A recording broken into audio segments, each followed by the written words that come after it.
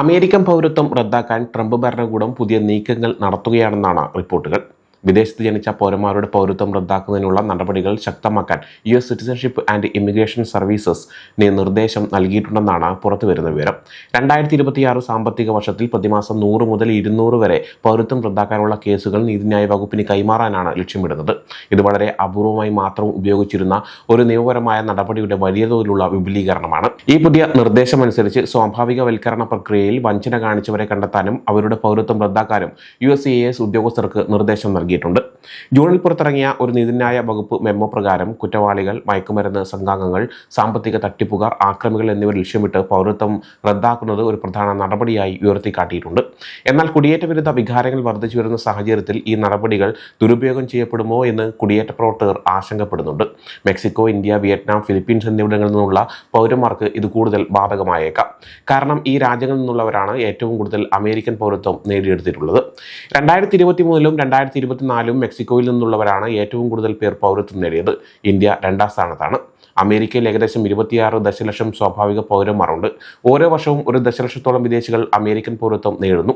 സ്വാഭാവികവൽക്കരണത്തിലൂടെ നേടിയ പൗരത്വം റദ്ദാക്കുന്നത് നിയമപരമായി സാധ്യമാണ്. എന്നാൽ പൗരത്വം നേടിയത് വഞ്ചനയിലൂടെയോ തെറ്റായ വിവരങ്ങൾ നൽകിയോ ആണെന്ന് സർക്കാർ തെളിയിക്കണം.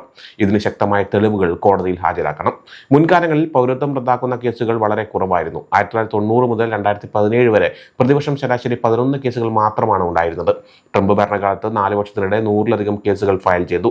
ബൈഡൻ ഭരണകൂടം 24 കേസുകളാണ് ഫയൽ ചെയ്തത്. എന്നാൽ പുതിയ നിർദ്ദേശപ്രകാരം പ്രതിവർഷം 2400 കേസുകൾ വരെ കൈമാറാൻ സാധ്യതയുണ്ട്.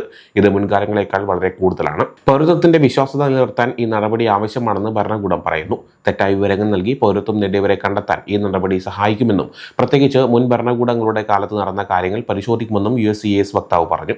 നിലവിലുള്ള നിയമങ്ങൾ വേണ്ടത്ര നടപ്പാക്കുന്നില്ലെന്നും അവർ വാദിക്കുന്നു. എന്നാൽ മുൻ USCIS ഉദ്യോഗസ്ഥരും കുടിയേറ്റ അവകാശ പ്രവർത്തകരും ഈ നടപടികളെ വിമർശിക്കുന്നുണ്ട്.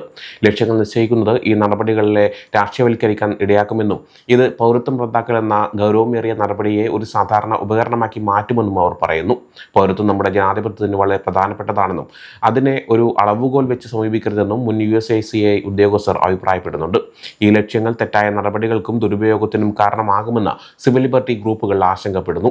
വലിയ തോതിലുള്ള കേസുകൾ കൈകാര്യം ചെയ്യുമ്പോൾ തെറ്റുകൾ സംഭവിക്കാനും സ്വാഭാവിക പൗരന്മാർക്കിടയിൽ ഭയം സൃഷ്ടിക്കാനും സാധ്യതയുണ്ടെന്ന് ബ്രണ്ണൻ സെന്റർ ഫോർ ജസ്റ്റിസ് മുന്നറിയിപ്പ് നൽകുന്നുണ്ട്. ഇത് വിദേശത്ത് ജനിച്ച ലക്ഷക്കണക്കിന് അമേരിക്കക്കാർക്കിടയിൽ പൗരത്വത്തെക്കുറിച്ചുള്ള സുരക്ഷിതത്വ ബോധത്തെ ബാധിക്കുമെന്നും കുടിയേറ്റ പ്രവർത്തകർ പറയുന്നു. ഇത് ഒരുതരം 2ാം തരം പൗരത്വം സൃഷ്ടിക്കുമെന്നും അവർ ആശങ്കപ്പെടുന്നുണ്ട്.